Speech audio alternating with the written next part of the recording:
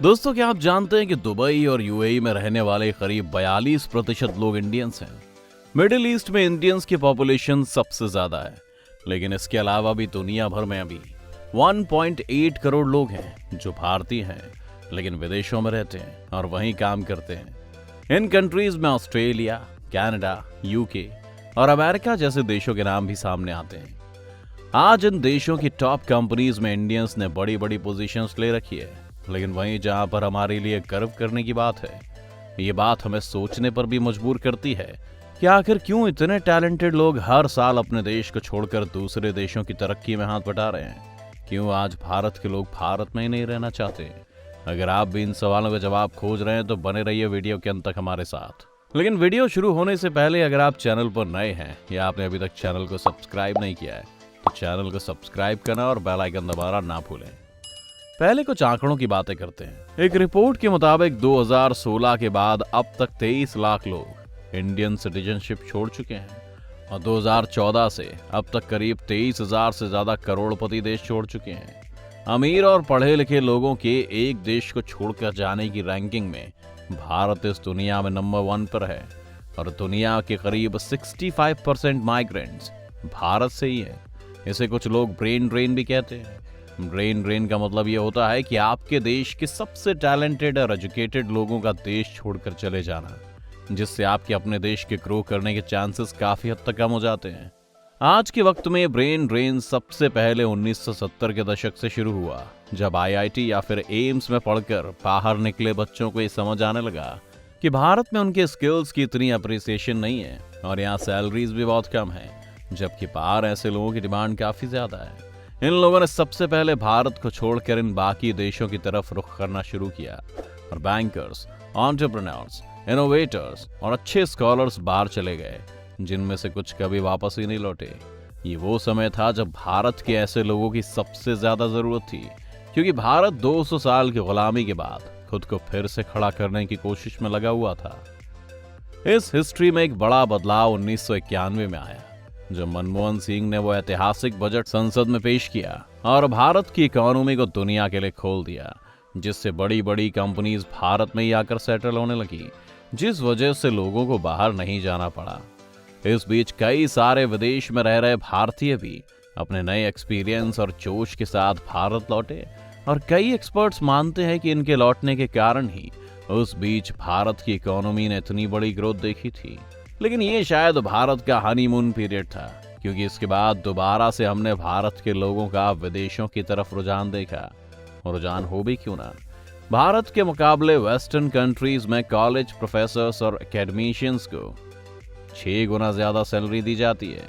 एक software engineer Bharat के मुकाबले विदेशों में 2 गुना कमाता है और मैनेजमेंट जॉब्स भी विदेशों में भारतीयों से 3 गुना ज्यादा पे किए जाते हैं। आज अमेरिका में बसी इंडियन कम्युनिटी वहां की सबसे अमीर कम्युनिटी में से एक है।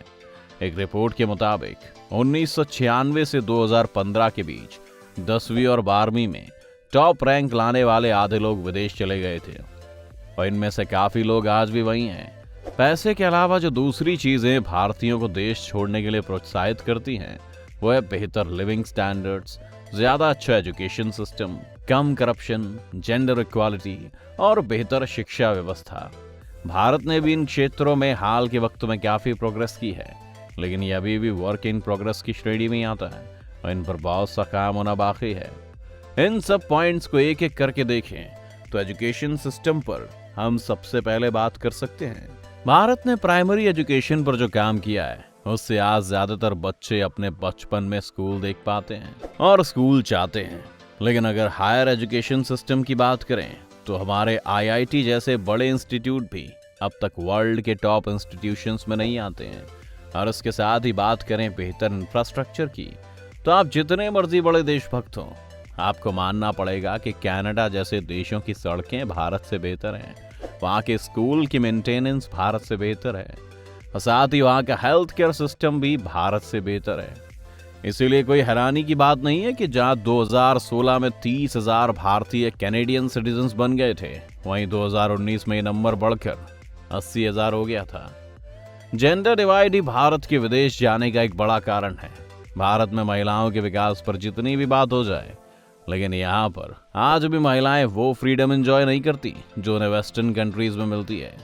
बात सिर्फ फ्रीडम की नहीं है, इन देशों में इन महिलाओं के पास काम करने और प्रमोशंस पाने की ज्यादा अच्छी अपॉर्चुनिटीज रहती हैं, क्योंकि भारत में आज भी टॉप लेवल जॉब्स में औरतों और मर्दों के बीच का फासला 62.5% का है।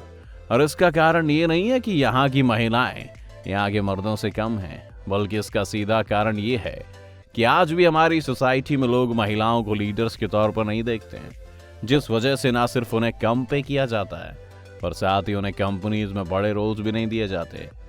एक और कारण जो लोगों को विदेश जाने के लिए अट्रैक्ट करता है वो है उनकी पर्सनल चॉइसेस।